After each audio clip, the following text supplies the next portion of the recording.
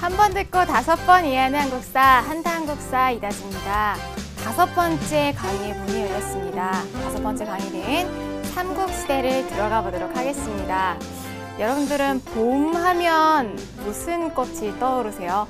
저는 봄 하면 항상 벚꽃이 떠오르고 벚꽃놀이를 가보진 못했지만 벚꽃을 보면서 치킨과 맥주를 먹으면 엄청 좋겠다 하는 생각을 항상 하고는 합니다. 근데 우리가 너무 당연하다시피 알고 있는 사실이지만 모든 꽃이 봄에 피진 않습니다. 봄에 피는 대표적인 꽃이 벚꽃이죠. 그런데 봄에 벚꽃이 피듯이 여름에는 엄청 뜨거운 태양을 견뎌내면서 해바라기가 피고요. 가을에는 어떤 꽃이 있을까요? 가을에는 하늘하늘한 자태를 뽐내는 코스모스가 핍니다.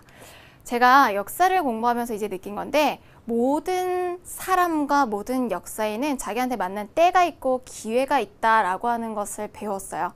그래서 우리가 오늘 삼국시대의 역사를 보면서도 알겠지만 고구려가 있고 백제가 있고 신라가 있는데 모두들 한강을 차지하려고 싸우고 삼국시대를 통일을 하려고 애를 쓰는데 정작 삼국을 통일했던 것은 가장 역사 발전이 늦었던 신라였습니다.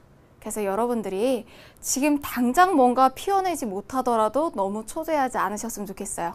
여러분들에게 어떤 때가 주어지는지 기회가 주어지는지를 오늘 선생님과 함께 역사를 보면서 내 인생의 때가 언제일지 같이 살펴보도록 하겠습니다. 오늘 들어갈 부분 우리 어디까지 배웠는지를 먼저 한번 살펴볼 텐데요. 우리 3강에서 선사시대의 문화로 구석기, 신석기, 청동기, 철기를 봤습니다. 사용하는 도구로 시계를 구분을 했었는데요. 구석기 시대 때는 뗀석기를, 신석기 시대 때는 간석기를 사용을 했었어요. 구석기 시대 때는 주로 뭘 먹고 살았죠? 사냥하고 채집하고 어로 활동을 해서 주로 뭐를 했어요? 먹이를 찾아서 이동을 하는 생활을 했고 무리를 지어다니고 평등했어요. 신석기 시대 때는 최초로 농경이 시작됐기 때문에 정착을 했어요. 토기가 등장을 했고 토기 밑바닥이 뾰족했었죠. 자, 아직까지는 평등 사회였다가 청동기 시대 때부터는 이제 변홍사가 시작이 되면서 잉여가 생기게 되고 사유재산이 생기면서 계급과 국가가 생깁니다. 점점 더 복잡해졌던 사회가 철기 시대였죠. 청동기 시대 때 나타났던 우리나라의 대표적인 나라가 고조선이었고요. 고조선 멸망 이후에 나타났던 여러 나라들, 부여, 고구려, 옥저, 동해, 사만, 마한, 진한, 변환에 해당되는 사만까지 나왔던 게 여러 나라의 성장인데 우리 4강에서 이 내용들을 살펴봤습니다. 고조선 기억나세요? 고조선 같은 경우에 우리 단군 이야기 살펴봤었고요. 단군조선 이야기, 단군이 어떻게 발전했었나, 왕이 세습했던 얘기도 살펴봤었고 또 뭐 있었어요? 그치, 관직을 체계를 정비했던 내용, 중국과 대립했던 내용, 위만이 철기 가지고 왔던 내용들 생각나실 거고요. 한나라한테 멸망됐던 내용, 팔조법 해석했던 내용들 기억나시면 훌륭합니다. 자, 여러 나라의 성장 부분은 경제 내용도 살펴봤고 정치 내용, 제천 행사, 풍속 같은 거 살펴봤었는데 키워드 보고 어느 나라다 연결하실 수 있으시면 됩니다. 자, 이런 나라들이 우리가 뭐라고 배웠냐면 연맹왕국을 이룬 나라도 있고 군장국가에 머물렀던 나라도 있다라고 했어요. 자, 연맹왕국은 특징이 어땠죠? 왕권이 그렇게 강하진 못했어요. 이 연맹왕국 단계에서 무수한 역경을 물리치고서 중앙집권을 이룬 나라를 우리는 뭐라고 부르느냐? 고대국가라고 하는데 오늘 배우게 될 고구려, 백제, 신라입니다. 그래서 그 나라를 삼국시대라고 하는데 실은 이때 좀 서글퍼진 나라가 있어요. 가야죠. 가야도 이 시기에 존재는 하지만 오늘도 그렇게 중요하게 다루지는 않습니다. 삼국시대를 중심으로 해서 살펴볼 건데요. 우리 미리 보기를 통해서 이 시대의 중요한 특징 한번 잡고 갈게요. 우리 저번 시간에도 봤지만 연맹왕국과 고대국가를 비교를 하는 게 중요한데 연맹왕국의 반대로 고대국가를 생각하시면 돼요. 우리가 역사에 있어서 법칙성을 얘기한다는 게 위험할 수도 있어요. 그런데 여러분들의 기억력을 좀 더 돕기 위해서 고대국가의 4가지 공식을 마련해 본다면 우리가 이전에 다뤘던 연맹왕국과 반대로 생각하시면 됩니다. 연맹왕국에서는요, 왕권이 강하지 못했고 왕의 자리는 어땠냐면 여러 부족장들 중에 한 명이었어요. one of them이라고 하는 왕은 돌아가면서 했어요. 왕을 그냥 부족장들 중에서 선출을 했다면 이제 왕권이 고대국가에선 점점 강해지기 때문에요. 왕이 대대로 세습됩니다. 그래서 왕이 세습이라고 표현하고요. 아버지가 아들한테 세습하는 게 가장 강할 때의 모습이에요. 형제 세습보다. 만약에 반장을 여러분들 투표로 선출하지 않고 반장이 자기 동생이나 아니면 자기 아들한테 세습한다고 생각을 해보세요. 그럴 때의 모습들, 지금도 독재국가들이 그렇게 하잖아요. 왕이 세습의 모습을 볼 수가 있고요. 연맹왕국에서는 통일된 법이 없었어요. 마가우가 저가 국가가 자기 마음대로 통치를 했었죠. 교장 선생님 있어도 담임 선생님들이 마음대로 통치하는, 마음대로 그냥 학교 규칙과 상관없이 운영하는 그런 모습이었다면 고대 국가에서는요, 왕의 명령을 따라서 통치해요. 그런데 모든 일들을 행함에 있어서 왕한테 다 얘기를 할 수는 없잖아요. 나라 일이 얼마나 많은데. 그러니까 왕의 말씀을 옮겨서 적어 놓은 게 있어요. 그게 곧 법이겠죠. 그래서 율령이 반포됩니다. 이거 우리 했잖아요, 여러분. 기본 용어 때 율령. 자, 통일된 사상이 없었어요. 각기 모시는 부족신이 달랐고 동물신이 달랐는데 이제는 통일된 종교가 있어요. 그럼 여기서 우리는 한 번 더 생각해야 되죠. 어떤 종교를 받아들였을까?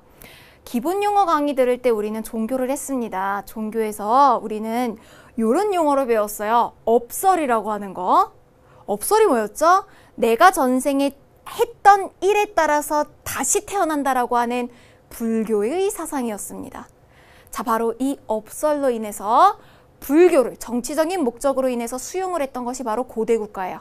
왜요? 이것만큼 신분제도를 정당화해 주는 게 없죠. 얼마나 편해요. 왕이, 내가 왕인 이유를 이거보다 더 편하게 설명을 해주는 게 없잖아요. 업설에 의하면 천민은 이렇게 태어난 이유가 전생에 잘못을 많이 했기 때문이니까 지금 왕의 말을 잘 들어야지 다음 생에 더 편하게 태어날 수 있으니까 불교와 정치적인 목적으로 수용이 되었던 것이 바로 이 고대 국가입니다. 통일된 종교로 인해서 중앙집권을 도모를 하려고 했었고요. 상대적으로 연맹왕국은 영토가 더 작고 더 많은 전쟁을 통해서 영토를 늘려갔던 것이 고대 국가의 모습입니다. 그럼 삼국이 치열하게 이렇게 전쟁을 해서 차지하려고 했던 것이 어디였을까요? 우리 1강에서 전통지역 명칭할 때 정말 중요한 지역이었고 인구와 물자가 밀집하는 지역이라고 했었는데 이거 기억나시나요? 이곳을 장악하면 한반도를 이제 전성기를 구가하는 때가 됩니다. 한강이죠. 한강을 차지한 순서대로 전성기가 와요. 백제, 고구려, 신라입니다. 여러분들이 학교에서 혹은 학원에서 교과서에서 어떤 문제집에서 뭔가를 배울 때 항상 이런 순서대로 되어 있었을 거예요. 고구려의 왕 그냥 쭉 백제 왕, 신라 왕 이렇게 되어 있었을 텐데 선생님은 오늘 공부할 때 몇 세기 전체적으로 백제, 고구려, 신라를 유기적으로 살펴보려고 해요. 그래서 여러분들이 아직까지 공부했던 방식과 조금 생소하실 수도 있다는 거를 생각을 해 두시고요. 열린 마음으로 들으시면 조금 더 어려우실 것이 없습니다. 고대 국가의 특징만 꽉 잡으시고요. 오늘 이것만은 꼭 여러분들이 아셔야 합니다. 키워드들 가장 중요한 것은 전성기에 활약했던 왕들, 고대 국가의 체제를 정비했던 왕들인데요. 백제의 왕, 전성기를 일으켰던 왕 근초고왕, 고구려의 체제를 정비한 왕 소수림왕, 그리고 정말 유명한 대왕이 붙는 몇 안 되는 왕분들 중에 한 분이죠. 광개토 대왕, 태왕이라고 또 불리는 분이죠. 그의 아들 장수왕. 또 대표적인 분들 중에 신라의 지증왕, 그리고 전성기를 이끌었던 진흥왕이 있습니다. 전투도 있어요. 살수대첩이나 그리고 신라와 당나라의 연합이라던가 매소선 기벌포 전투 등을 여러분들이 반드시 기억하셔야 됩니다. 자, 여기까지 여러분들 5강 미리 보기 보셨고요. 우리 하이라이트 넘어가서 오늘 중요한 내용들 살펴보도록 하겠습니다.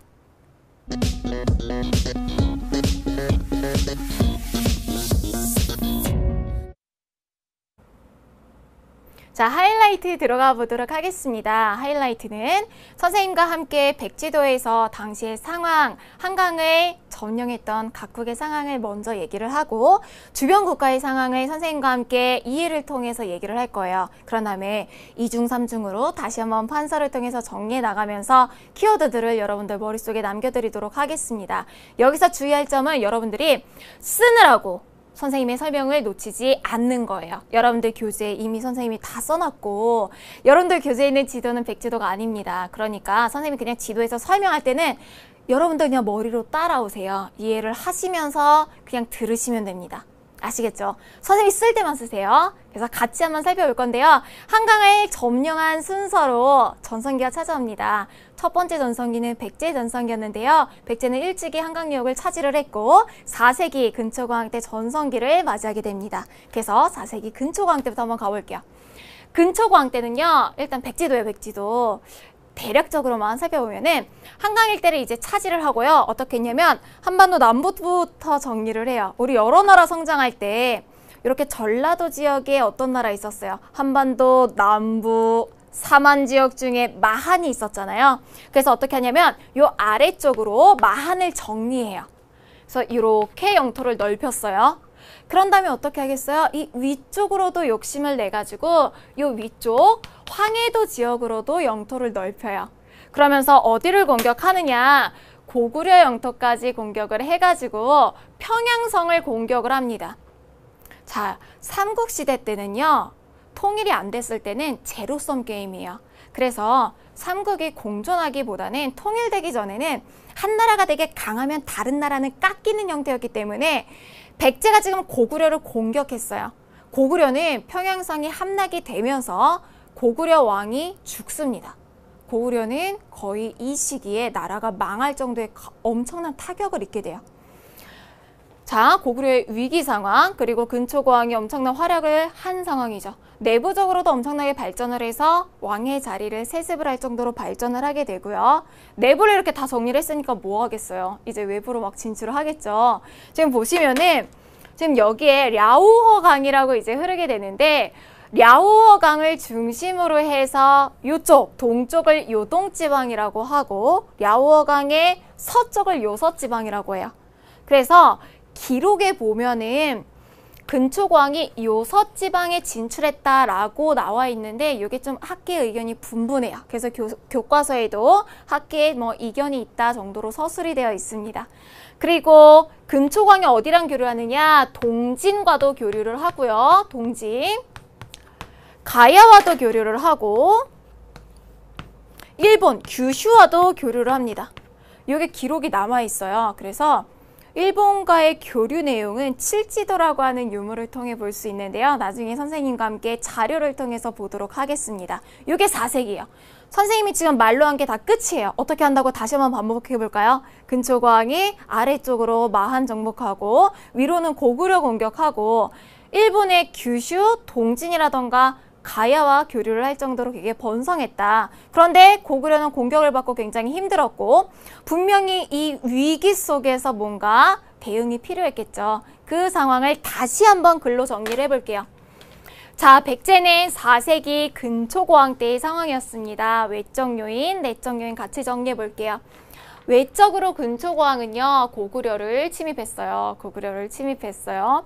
그리고 일본, 가야, 동진과 교류를 했습니다. 선생님과 했던 내용 그냥 다 정리하는 거예요. 일본, 가야, 동진과 교류했어요. 옛날에는 요서, 산둥, 규슈 진출이라고 했는데 교과서의 용어가 교류로 많이 바뀌었어요. 그래서 선생님도 이런 표현으로 이제 바꿨고요.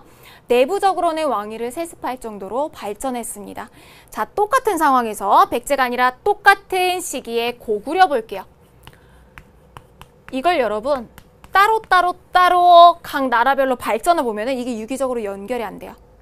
고구려에서는 근초고왕의 침입으로 인해서 고국 원왕이 죽어요. 전사. 그래서 고구려에는 고국 천왕도 있는데 비교해서 고국 원왕이라고 기억을 해두셔야 돼요. 고국 원왕이 죽고 난 다음에 당연히 고구려는 굉장히 힘들어진 상황이 됩니다. 위기예요, 위기. 그런데 위기는 정말 꼭 기회가 되는 것 같아요. 위기를 어떻게 대처하느냐에 따라서 그냥 내 개인의 인생도 그렇고 역사도 그렇고 한 국가도 그렇고 이게 길이 나뉘어지는 것 같아요. 자, 그런 점에서 고국 원왕의 뒤를 이었던 소수림왕은 위기 대처 능력에서 보자면 100점이에요. 여러분들이 소수림왕이면 어떨 것 같아요? 소수림왕은 고국 원왕의 손자예요. 선생님 같았으면은 선생님은 막 분하면 막 눈물부터 나오는 스타일이라서 막 군대부터 양성했을 것 같은데 소수림왕은 굉장히 냉철한 사람이었어요. 그래서 상황을 잘 판단했던 거죠. 지금 필요한 건 분노가 아니라 실력이다. 복수할 수 있는 실력. 그래서 잘 생각해보니까 여러분들 생각을 해보세요. 역사라고 하는 게 감정이입이 정말 중요해요. 상황을 판단해야 되는데 지금 중요한 건 정말 오랜 전쟁으로 인해서 침입으로 인해서 고구려가 완전히 망가졌죠. 체제 정비 필요하고요. 민심 수습 필요하고요. 그리고 복수하려면 실력이 있어야 되겠죠. 인재 양성이 필요해요. 소수리망은 이런 체제를 정비한 왕이에요. 고구원왕으로 인해서 망할 뻔한 고구려의 내부 체제를 정비한 왕이 바로 소수리망입니다. 너무 잘했어요. 4세기 때. 자, 소수림왕이 한 첫 번째 일, 체제를 정비했어요. 그래서 내부의 통치 질서였던 율령을 반포합니다. 통일된 법인 율령을 반포하고요. 민심을 수습하기도 하고 통일된 사상, 통일된 종교로 나라를 하나로 이제 묶기 위해서 종교를 수용해요. 자, 어떤 종교였겠어요? 우리 좀 전에 살펴봤듯이 미리 보기에서 봤듯이 불교를 수용했겠죠. 그리고 인재를 양성하기 위해서 국립학교를 세웁니다. 그래서 고급 인재를 양성하기 위해서 클태자를 써서 태학을 수립을 하는데 서울대 생각하면 돼요. 국립학교로 태학을 세워서 고급 인재, 고급 인력을 양성하기 위해서 노력하게 됩니다. 자, 요런 노력이 있었기 때문에 다음 세기, 4세기 말부터 광개토대왕, 5세기 장수왕이 나올 수 있었던 거예요. 그럼 요 다음에 자연스럽게 누구로 넘어가겠어요? 5세기 고구려 전생기, 광개토대왕, 장수왕으로 넘어가는 거예요. 다시 한번 여러분, 4세기는 근초고왕, 백제전성기에 근초고왕은 아래쪽 남부를 이제 장악을 하고 위쪽으로는 고구려를 공격을 했어요. 고구려를 공격하면서 고구려의 고구원왕이 전사를 하고 고구려는 굉장히 어려운 상황 속에서 소수림왕이 체제를 정비를 했죠.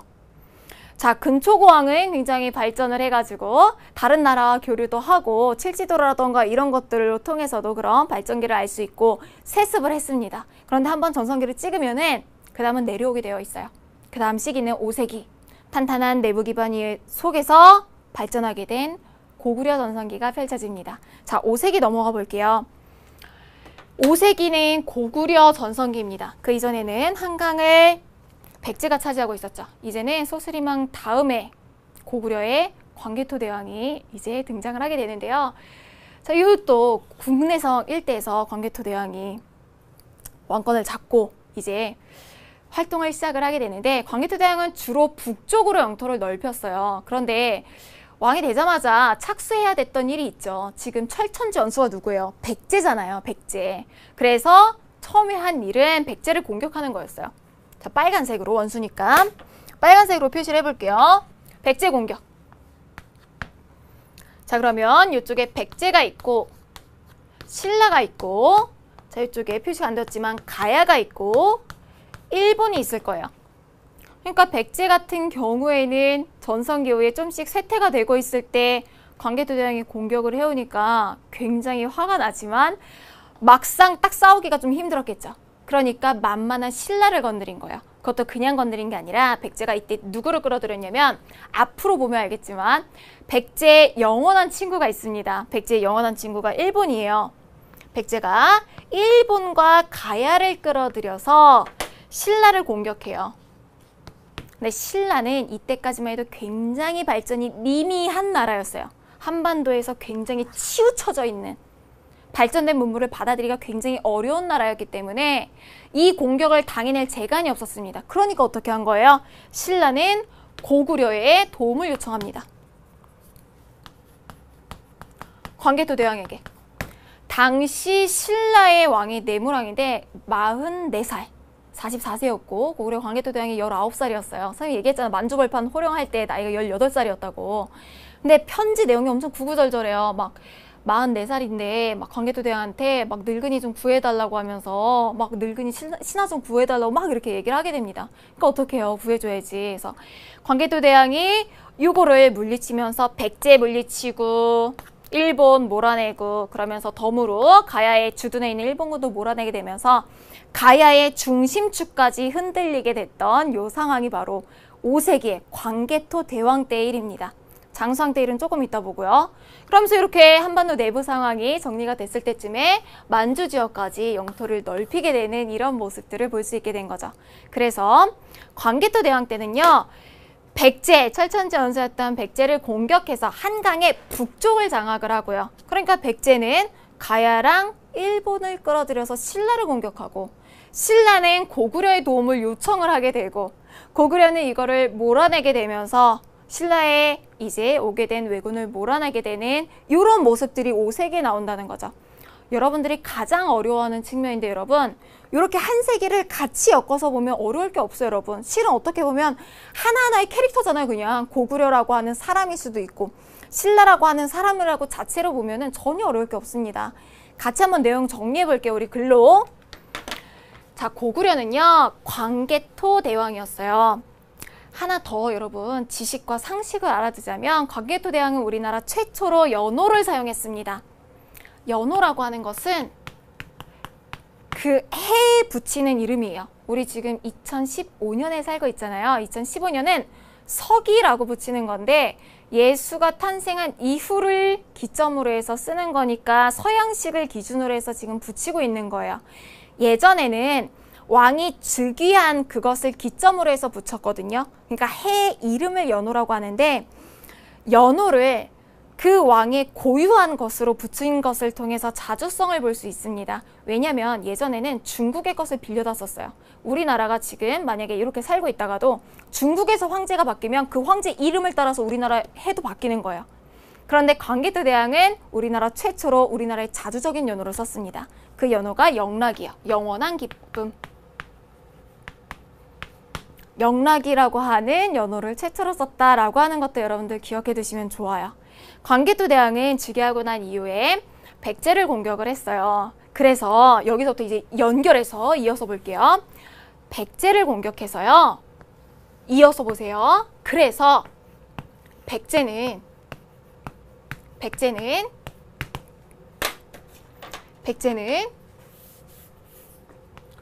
일본과 가야와 연합해서 가야와 왜와 연합해서 누구를 공격했어요? 그쵸, 신라를 공격했어요.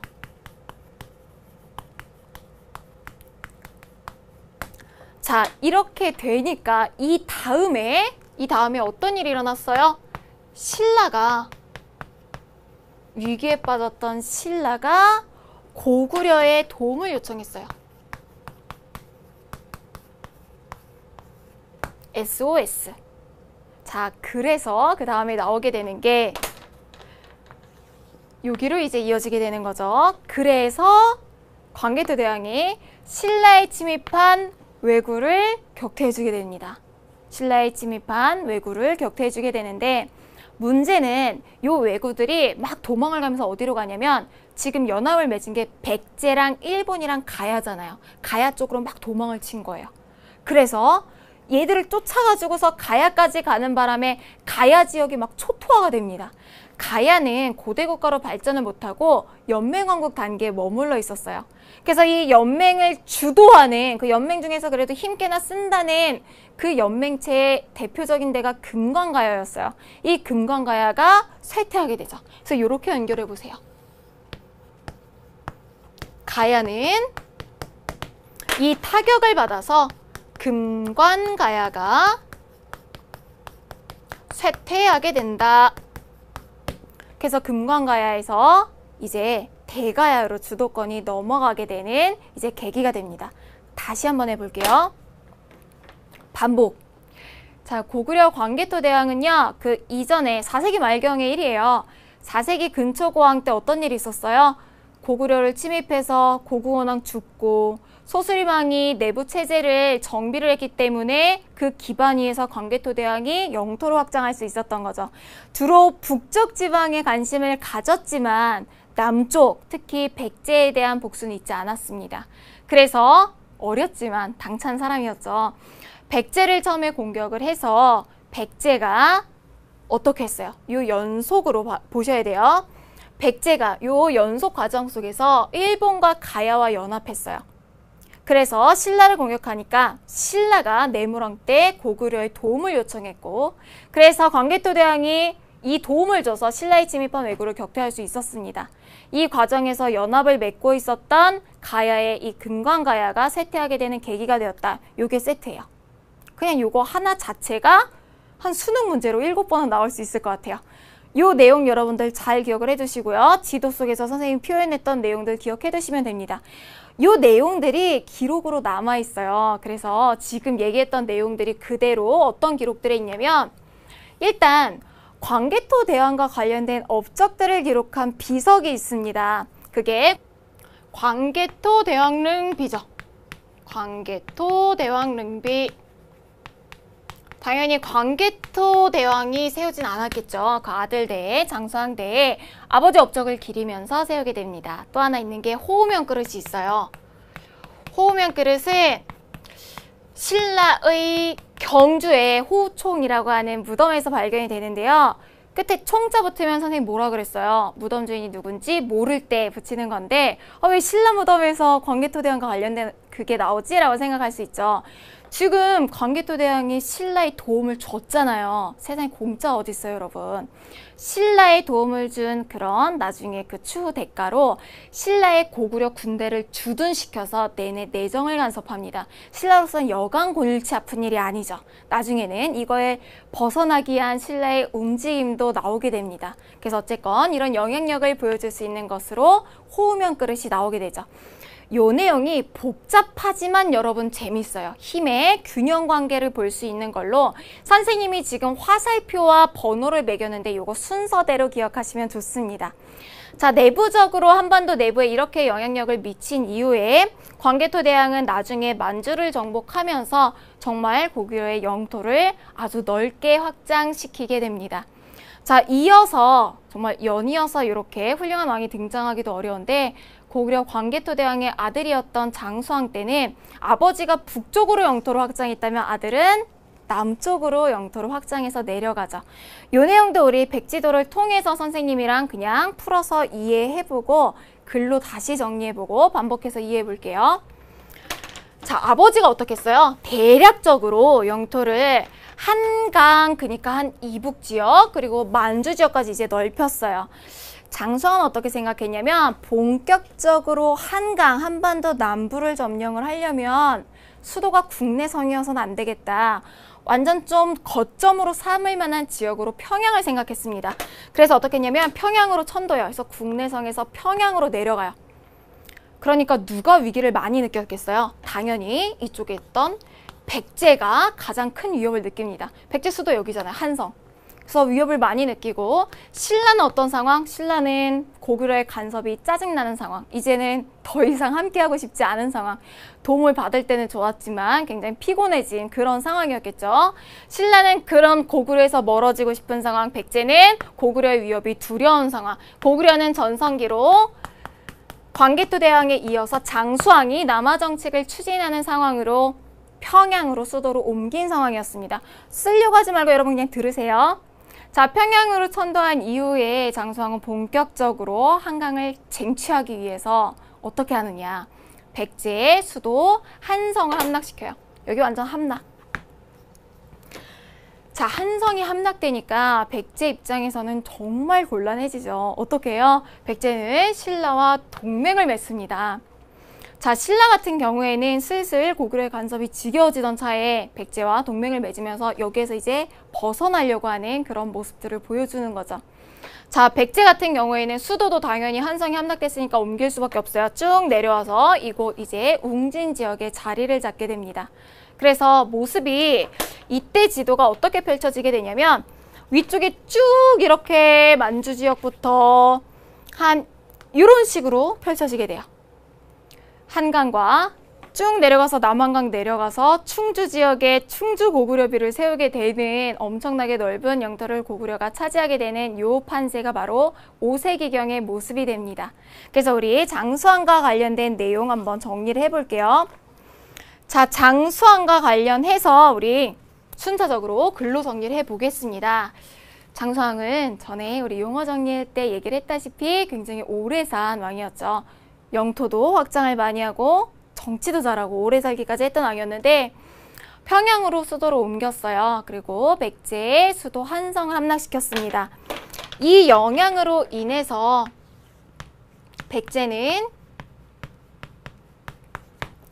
수도를 옮길 수밖에 없겠죠. 그래서 백제는 웅진으로 수도로 옮겼고요. 웅진으로 수도 옮기는 거 뭐라 그래요? 옮길 천자 써서 천도. 수도를 옮겼고요. 누구랑 동맹을 맺을 수밖에 없어요? 신라랑. 그래서 뭐라 그래요? 신라와 백제가 동맹을 맺었다. 나제 동맹. 나제 동맹을 맺습니다. 자, 백제 한성이 함락됐고요. 마찬가지로 지금 신라 같은 경우에도 백제랑 동맹을 맺어서 고구려의 간섭으로부터 벗어나려고 하는 상황이다 라고 하는 것 정도 기억하시면 됩니다. 자, 장수왕 백제 한성 함락하고 완전히 한강을 차지하고 난 다음에 너무 기쁘잖아요. 완전히 여기서부터 여기까지가 우리 땅이다 라고 하는 것을 기념하기 위해서 한강 보면은 한강에서 이렇게 삐져서 나가는 강이 있었어요. 한강 북쪽으로 북한강, 남쪽으로 남한강이 흘렀습니다. 남한강의 대표적인 도시가 어디예요? 충주예요. 거기를 옛날에는 한반도의 정가운데 중원이라고 불렀습니다. 그래서 교육과정 개정되기 전에는 중원고구려비라고 했는데 개정되고 난 다음엔 거기를 이제 충주고구려비라고 해요. 그래서 여기를 한강을 장악한 이후에 충주고구려비를 세웠다라고 기억을 해두시면 됩니다. 충주고구려비. 그래서 이게 바로 5세기의 판세다. 바로 이제 고구려의 전성기 모습이다라고 기억을 해주시면 됩니다. 자, 그러면 이 시기에 이제 신라의 발전해 나가는 모습들도 이제 중요하게 살펴볼 수 있는데요. 5세기에서 6세기 넘어가는 5세기 말경 그리고 6세기 초경의 신라의 모습을 살펴볼 수가 있어요. 아직까지 우리 신라의 모습을 전혀 얘기를 안 했잖아요. 신라 같은 경우에는 외구한테 침입을 당하고 백제한테 괴롭힘을 당하고 고구려한테 의존적인 모습만 얘기를 했는데 나제 동맹을 맺고 고구려의 간섭으로부터 벗어나기 시작하면서 점점 발전해 나가기 시작합니다. 특히나 6세기경에 지증왕 무렵에는 상당히 발전을 하게 돼요. 자, 이 발전의 모습을 어디서 확인할 수 있냐면 경제적인 모습에서 확인을 할 수가 있습니다. 왜 우리도 어떤 사람이 되게 많이 변했다라고 하면은 겉모습부터 바뀌잖아요. 경제적인 모습이 먼저 바뀌기 시작하는 거예요. 특히나 지증왕 때는 우리 용어에서 농어편에서 봤었는데 기억나시나요? 우경이 시작이 됩니다. 서로 농사짓는 우경이 시작이 되면서 농업 생산력이 굉장히 많이 증가를 하게 되고요. 우리 교재에는 쓰여있지 않지만 신라라고 하는 나라 이름이 쓰여지기도 하고 왕이라고 하는 호칭이 사용이 되기도 합니다. 그리고 이때 실은 지증왕은 시험에 이것 때문에 잘 나오죠. 우상국을 정복해요. 울릉도를 정복하고 울릉도와 부속도서인 독도가 우리나라 땅으로 편입된 시기를 이 시기로 봅니다. 그러니까 이제 꼬물꼬물 누가 성장하고 있는 거예요? 신라가. 지금 판세를 보세요. 4세기에는 백제가 한강을 차지하고 근초고왕이 굉장히 성장을 해 나가면서 고구려가 위기였고요. 신라는 그때 완전히 듣도 보도 못한 나라였어요. 그러다가 5세기경에는 4세기 말부터 5세기경에는 광기토대왕과 장수왕의 활약으로 인해서 백제가 오히려 위기였고요. 신라는 이제 자라나기 시작하는 거예요. 6세기에는 이제 어떻게 바뀌는 거예요? 백제는 위기를 극복하려고 하고 고구려는 전성기에서 꺾이고 신라는 성장해서 전성기가 되는 거예요. 모든 꽃이 봄에 피지는 않습니다.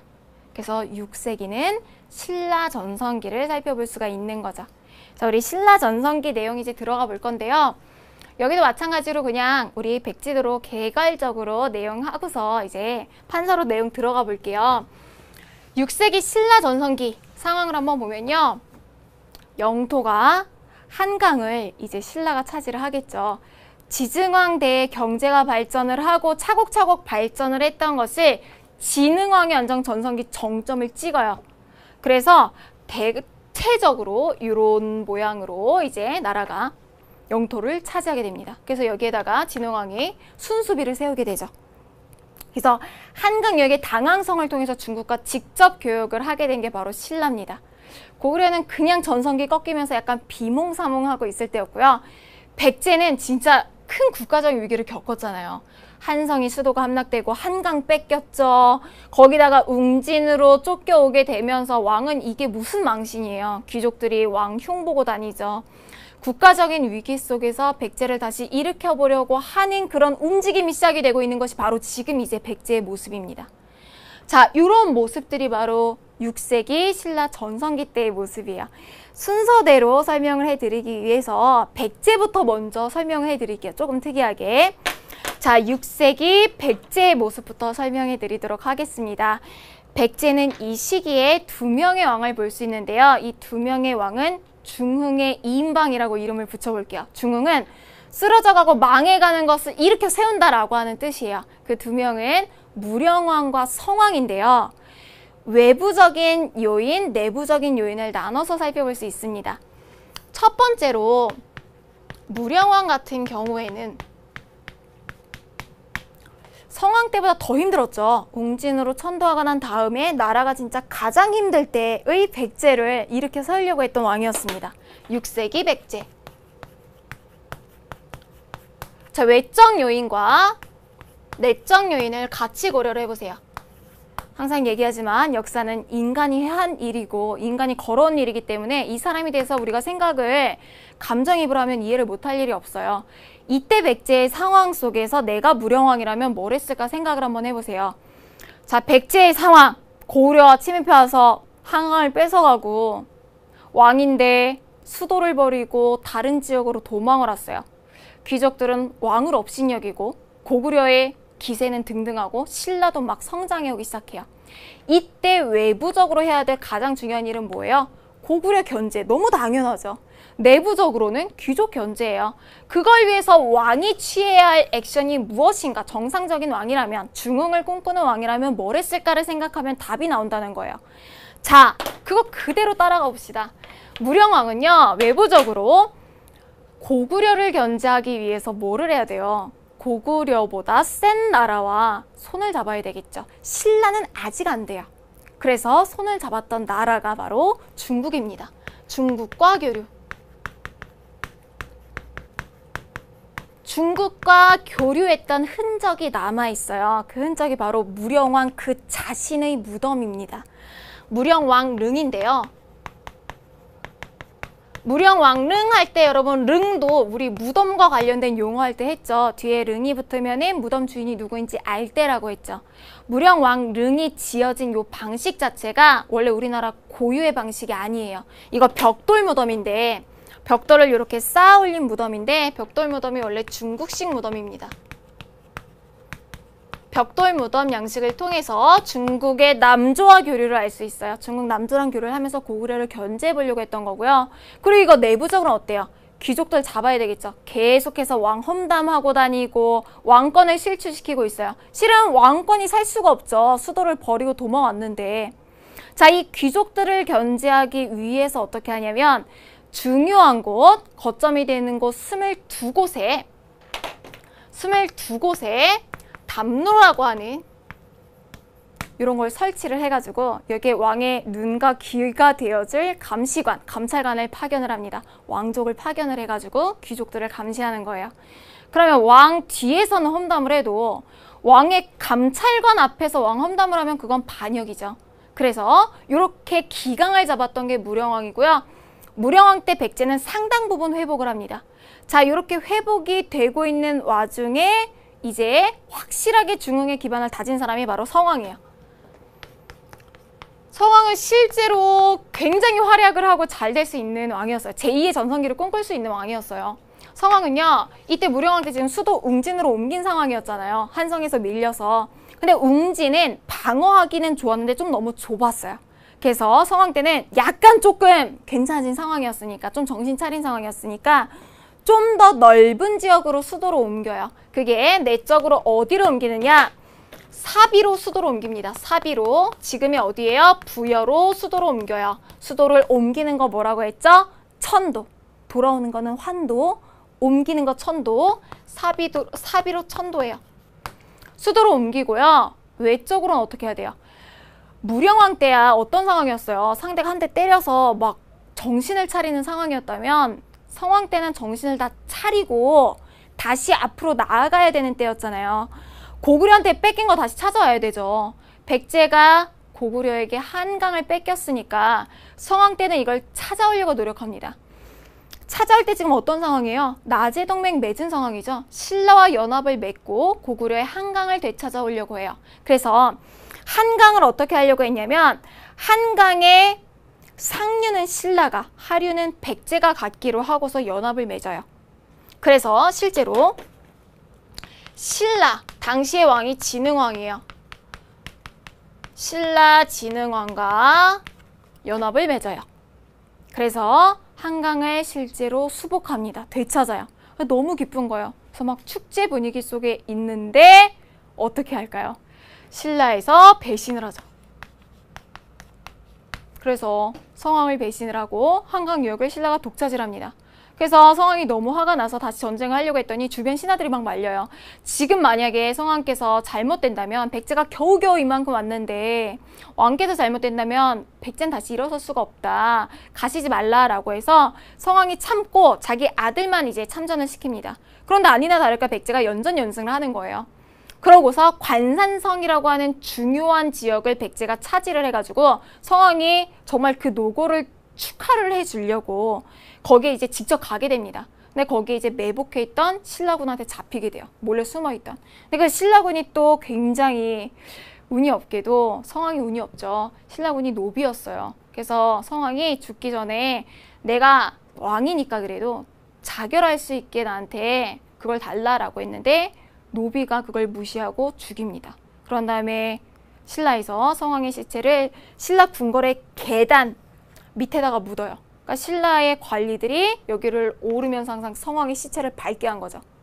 이때 백제 철천지 원수가 고구려에서 이제 신라로 이제 바뀌는 순간이 된 거죠. 그래서 이제 앞으로는 백제의 원수는 신라예요. 자, 성왕 때 신라의 배신으로 인해서 한강 유역 잠깐 찾았다가 완전히 뺏기게 되고요. 관산성 전투에서 죽게 됩니다. 관산성 전투에서 완전히 죽게 되죠. 요게 바로 6세기 백제의 상황입니다. 지금 우리 6세기 신라 전성기 하고 있는데 완전 백제 얘기만 했죠. 자, 그럼 진짜 전성기를 누렸던 신라의 내용을 살펴보도록 하겠습니다. 글로 정리해 볼게요. 신라는 진흥왕 때였어요. 진흥왕은 지증왕에 이어서 신라를 이끌어 나갔던 사람입니다. 6세기 전성기 때 외적으로 신라 당연히 한강 차지하고 싶겠죠. 한강을 차지해야 중국과 직교역을 하죠. 당시에 백제의 성왕과 연합을 해서 한강을 차지를 했고요. 뭐 복수, 배신 뭐 이런 행위가 있었지만 한강을 차지를 했고 결국에 당항성을 통해서 중국과 직교역하는 쾌거를 이룩하게 됩니다. 진흥왕의 이런 활동 그리고 전성기의 배경에는 사람들이 뭘 분석하느냐, 화랑도의 역할을 분석을 해요. 화랑도를 정비를 했던 것이 굉장히 통일에 큰 영향을 줬다라고 얘기를 하는데 화랑도는 실은 화랑과 낭도의 합친말입니다. 꽃미남 군사학교 같은 개념인데 우리 골품제를 얘기를 했었잖아요. 골족과 품족이라 해서 뼈에다가 등급을 매겼다고 했는데 화랑은 골품제에서 굉장히 상위 등급인 진골 출신만 될 수 있는 건데 군대로 치면 소대장이에요. 낭도는 화랑을 따르는 무리들인데 부대원들이겠죠.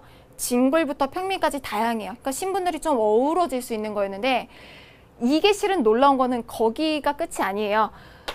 이 소대장이고 이걸 따르는 무리들인데 낭도가 화랑을 선택하는 시스템으로 되어 있었어요. 이게 무슨 얘기겠어요? 여러분들 학교 다니는 친구들 매 학기마다 굉장히 기대되는 게 해가 바뀌면서 담임 선생님 누구 될까 굉장히 궁금하잖아요. 근데 여러분들이 담임 선생님을 선택할 수 있다면 담임 선생님들이 학생들에게 잘 보이기 위해서 굉장히 노력하겠죠. 그런 거예요. 화랑을, 내 지도자를 낭도가 선택을 할 수 있기 때문에 화랑은 항상 모범을 보이기 위해서 노력을 했습니다. 이게 화랑도의 성공 비결 중에서 하나로 꼽히는 거예요. 자, 이런 것들을 통해서 6세기 신라 전성기를 이룩하게 됩니다.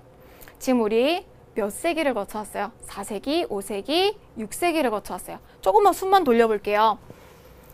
4세기에 백제 전성기였어요. 근초고왕이 한강 유역을 차지했던 백제의 그 상황을 기반으로 해서 고구려를 공격을 하고 한반도 뭐 남부지방도 정비를 했고 왕위 세습을 하기도 했습니다. 고구려가 굉장히 크게 위험했었고 이 시기에 소수리망이 체제 정비를 통해서 5세기경에 고구려의 전성기가 있을 수 있었는데요. 4세기 말부터 등장하기 시작한 광개토대왕의 활약이 있었고요. 장수왕의 영토 확장도 있었어요. 이 시기에 굉장히 백제가 힘들어져서 나제 동맹이 맺어지기도 했고요. 6세기에 백제는 중흥을 위한 기반을 다져서 무령왕과 성왕이 등장을 했고, 신라에는 지증왕에 이어서 이제 전성기를 구가하게 됩니다. 그러면 그 다음 세기는 7세기에는 이제 어떤 상황이 펼쳐질지를 보시게 되는 거예요. 자, 외교 관계를 세팅을 하고 가겠습니다. 고구려가 있고 백제가 있고 이미 한강을 차지하고 있는 신라가 있어요. 일본이 있을 거고, 당시 중국은 수나라에서 당나라로 교체됐어요. 수나라와 당나라는 고구려를 못 잡아먹어서 안달이었죠. 계속해서 침입해와서 살수대첩, 안시성 싸움 이런 게 일어나고 있었어요. 당시에 사이가 제일 안 좋았던 그룹은 백제와 신라였죠. 성왕의 그 정말 슬펐던 복수전을 생각을 해보세요. 관산성 전투 이런 것들을 통해서 백제와 신라의 사이가 굉장히 안 좋았습니다. 백제 당시에 왕으로 올랐던 사람이 의자왕인데, 의자왕이 성왕의 복수를 갚겠다고 하면서 신라를 계속해서 쳐들어갔어요. 신라가 백제의 이 공격에 계속해서 막 못 당하겠으니까 어디에 도움을 요청했겠어요? 바로 중국이 아니에요. 고구려의 도움을 요청하러 가요. 고구려에는 당시의 군사 실권자로 연개소문이 있었습니다. 연개소문이 신라에게 당시에 한강을 내놓으면 도와줄게 라고 하니까 신라가 그건 안 되지라고 당연히 생각을 했겠죠. 그래서 도움을 요청하러 갔다가 이게 성사가 되지 않자 신라가 어디로 가요? 당나라와 연합을 맺게 돼요. 그러니까 적의 적은 나의 친구가 되겠죠. 누구랑 누가 손을 잡겠어요? 고구려랑 백제랑 손을 잡고, 백제의 영원한 친구 이렇게 일본이랑 연결이 되고, 고구려는 돌궐과 연결이 돼서 7세기 외교관과는 흡사 십자형 모형이라 그랬죠. 십자형 외교라고도 부릅니다. 자, 이 내용 글로 다시 한번 정리해 볼게요. 했던 내용 그대로 여러분. 백제 의자왕이 신라를 공격하죠. 성왕의 복수를 하기 위해서 의장이 신라를 공격했을 때 함락이 됐던 성 중에 하나가 대야성이에요. 대야성의 성죽의 부인이 당시에 신라의 유명한 진골귀족이었던 김춘추의 딸이었어요.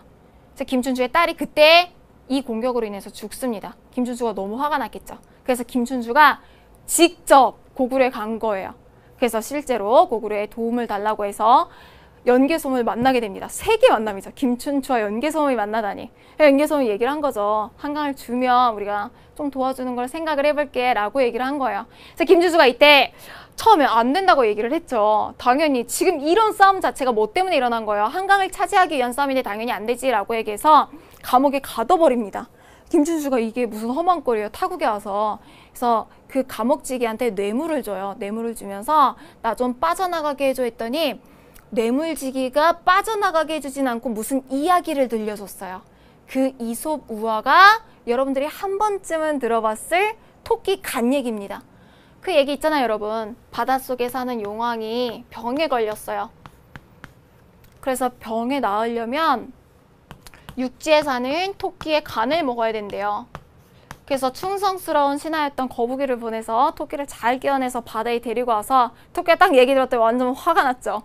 그래서 얘기를 한 거야. 난 간이 되게 여러 개인데 뭐 진작 얘기하시지. 근데 육지에 두고 왔어요. 얘기를 해가지고 가서 가지고 온다고 얘기를 하잖아요. 그 얘기를 듣고 김춘추가 탁 알아차렸다 얘기를 해서 연개소문한테 가서 얘기를 샤샥하고 빠져나오게 되죠.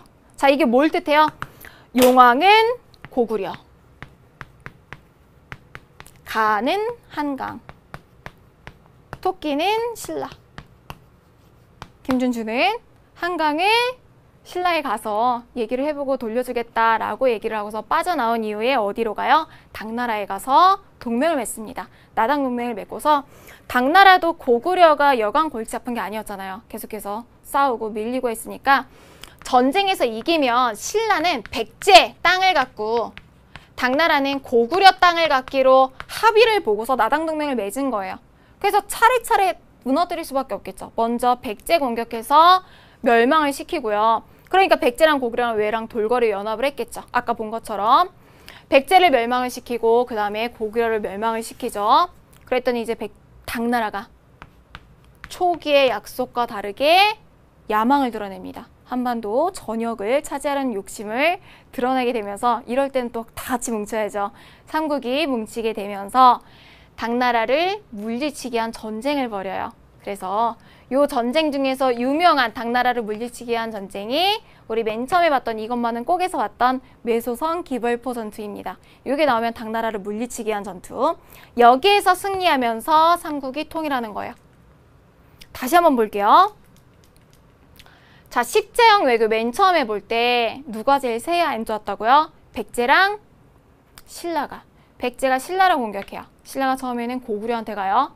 이게 성사가 안 되면서 신라랑 당나라 사이에 동맹이 맺어지고 이거에 대항하면서 백제와 고구려, 일본, 돌고리 동맹을 맺어요. 나당 동맹에 의해서 백제, 고구려 멸망하고요.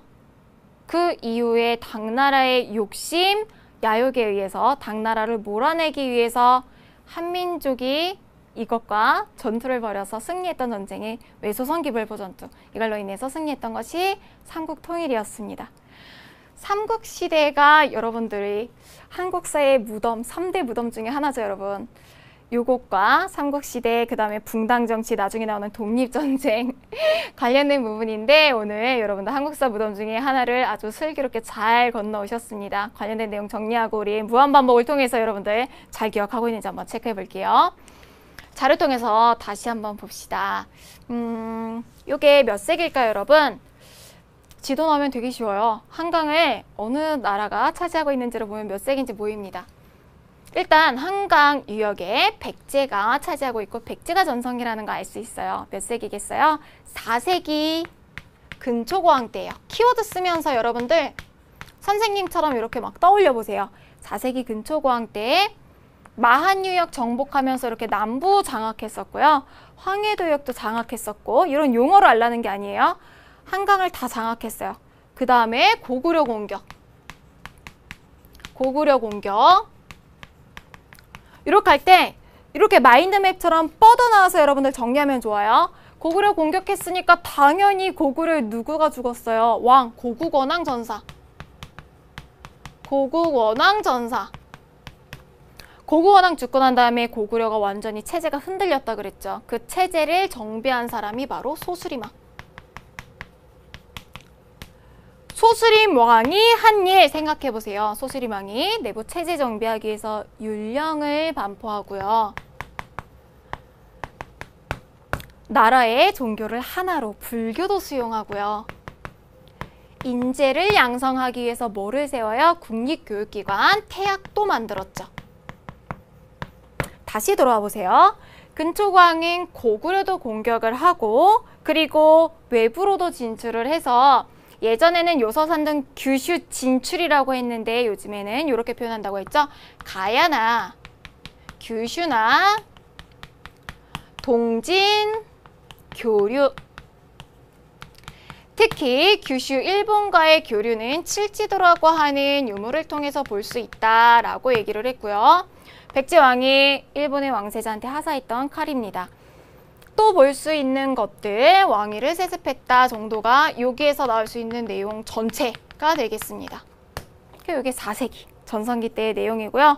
이게 좀 나라별로 볼 때보다 훨씬 쉽죠. 이렇게 유기적으로 연결해서 파악해 보시면 됩니다. 이게 바로 이제 칠지도예요. 하사했던 칼 정도로 생각하시면 됩니다. 지도 보면서 다시 한번 복습해 볼게요. 요건 언제일까요? 요거는 우리 똑같이 한강을 누가 차지하고 있어요? 이렇게까지 고구려 땅이고 한강을 완전히 고구려가 차지하고 있고 충주 고구려비나 광개토대왕 등비를 통해서 5세기 고구려 전성기라는 거 알 수 있습니다. 자, 실은 뭐 정확하게 얘기하면 4세기 말에 광개토대왕 전성기, 광개토대왕의 전성기는 4세기 말이었고요. 광개토대왕 때부터 생각을 하면 광개토대왕 때 백제를 공격했죠. 원수였으니까. 백제를 공격하니까 백제가 어떻게 했어요? 외랑 가야와 연합해서 신라를 공격했죠. 그러니까 신라가 신라는 고구려에 SOS를 쳤고 고구려에서 이로 인해서 신라에 있는 왜구를 격퇴했습니다. 이 과정에서 금관가야가 쇠퇴했던 내용들 생각하시면 되고 이 백제를 공격한 것뿐만 아니라 만주를 정복하기도 했죠. 관련한 내용들이 광개토 대왕릉비나 호우면 그릇에 이제 나와 있기도 했고요. 마찬가지로 장수왕 때는 광개토 대왕이 북쪽으로 진출했다면 장수왕은 남쪽으로 진출을 했고 수도를 평양으로 옮기고 평양으로 천도하고 그리고 백제에 한성을 함락했죠. 한강을 장악한 이후에 충주 고구려비를 세우기도 했습니다. 한성이 함락됐으니까 백제는 신라와 동맹을 맺어요. 낮의 동맹. 관련된 내용 자료 한번 살펴볼게요. 우리 광개토 대왕릉비를 보면요. 이 상황이 아주 잘 나와 있습니다. 영락 9년 하는 걸 통해서 영락이 바로 광개토 대왕의 연호라는 거 알 수 있고요. 백자는 했는데 여러분 백잔에서 요 잔이 있잖아요. 잔이 굉장히 심한 욕 같은 거라고 생각하면 돼요. 막 쓰레기 같은 막 이런 쓸모없는 이런 뜻입니다. 백제, 쓰레기 막 이런 뜻이라고 생각하면 돼요. 백제는 고구려의 약속을 어기고서 일본과 친하게 지내서 광개토 대왕이 직접 이 상황을 살펴보러 평양까지 내려갔다라고 얘기하고 있고요. 신라에서 얘기를 하기를 일본인들이 국경선 근처로까지 와서 성을 다 부쉈다라고 얘기를 하고 있어요. 그래서 광개토 대왕이 어떻게 했냐.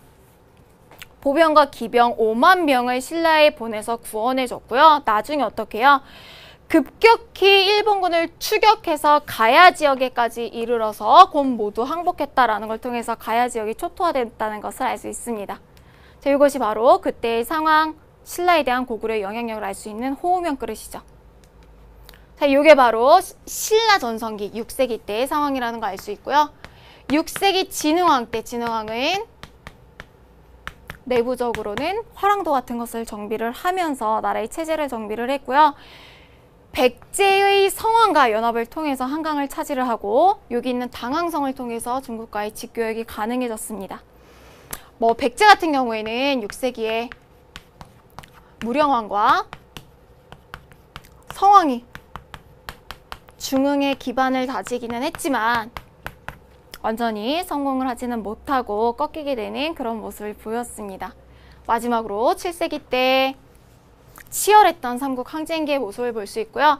나당연합과 이런 십자형 세력을 볼 수 있고 마지막에는 결국에는 당나라를 몰아내기 위해서 삼국이 힘을 합쳐서 매수성 기별포 전투에서 몰아내고 삼국을 통일했다 하는 내용까지를 살펴봤습니다.